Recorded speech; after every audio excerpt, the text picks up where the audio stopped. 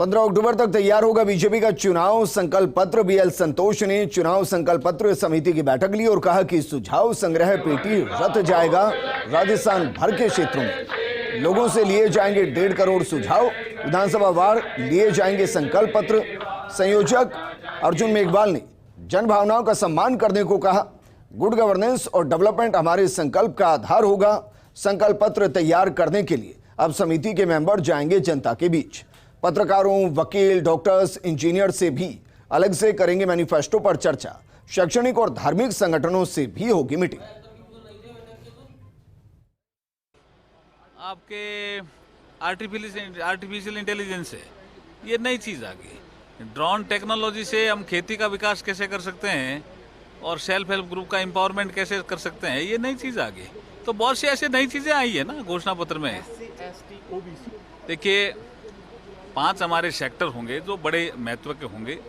उसमें महिला, युवा, किसान, दलित और आदिवासी, ये हमारे महत्वपूर्ण सेक्टर होंगे। इन पे घोषणा पत्र का फोकस रहेगा।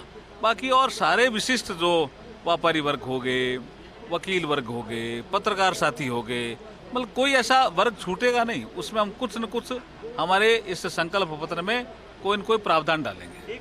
हमारे साथ नेता प्रतिपक्ष राजेंद्र राठौड़ मौजूद है। हालांकि अभी उदयपुर से आए हैं, लेकिन आज पार्टी की दिन भर बैठकों में व्यस्त रहे। कुछ सवाल ऐसे हैं जिन्हें लेकर आप भी जवाब जानना चाहते हैं, तो ऐसे में सवाल किए जाएं। सबसे महत्वपूर्ण 2 बैठकें जिनका इंतजार था, और सबसे खास बात यह कि बीएल संतोष ने वो बैठकें ली है। एक तो ड्राफ्ट कमेटी की बैठक है और दूसरी जो आपकी मैनेजमेंट कमेटी है उसकी बैठक। देखिए, भारतीय जनता पार्टी पूर्ण तैयारी के साथ और उन संकल्पों का जिस आधार पर राजस्थान का नवनिर्माण हम करना चाहते हैं, उस आधार पर जनता के बीच में जाने के लिए तैयार हो रही है। हमारी संकल्प समिति की बैठक और उसके अंदर ज़मीनी तौर पर जो हम कर पाएंगे व्यवस्था सुधारने में, और जिस दंश को इस जनता ने भोगा है उनसे किस प्रकार उस कष्ट से दूर कर पाएंगे, उनके बारे में व्यापक चर्चा हुई।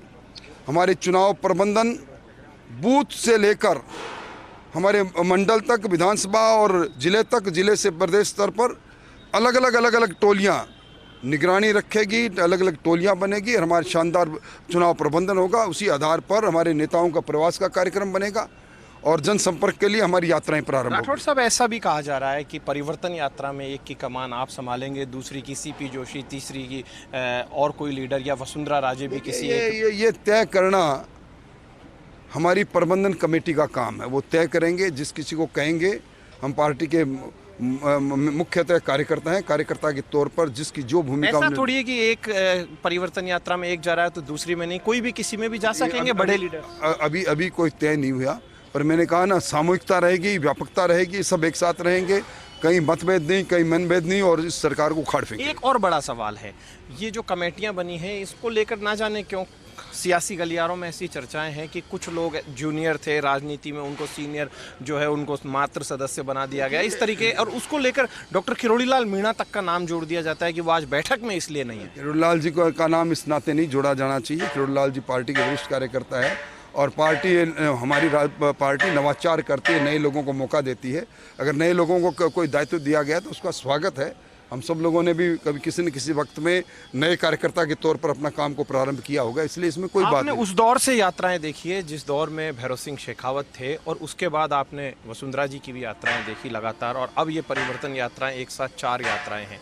आपको क्या लगता है कि 18 दिन में पूरा राजस्थान निश्चित तौर पर 18 दिनों में सारी यात्राओं के माध्यम से व्यापक जनसंपर्क होगा। एक और सवाल यहाँ पर, रोजाना लगातार घोषणाएं हो रही है, पदाधिकारियों की भी घोषणाएं हो रही हैं, तो ऐसे में जो पदाधिकारी जिन्हें दायित्व से मुक्त किया जाता है, तो क्या वो टिकट के लिए दावेदार है या क्या चक्कर? देखिए, किसी को दायित्व देना, किसी को दायित्व मुक्त करना, ये सहजता है भारतीय जनता पार्टी में।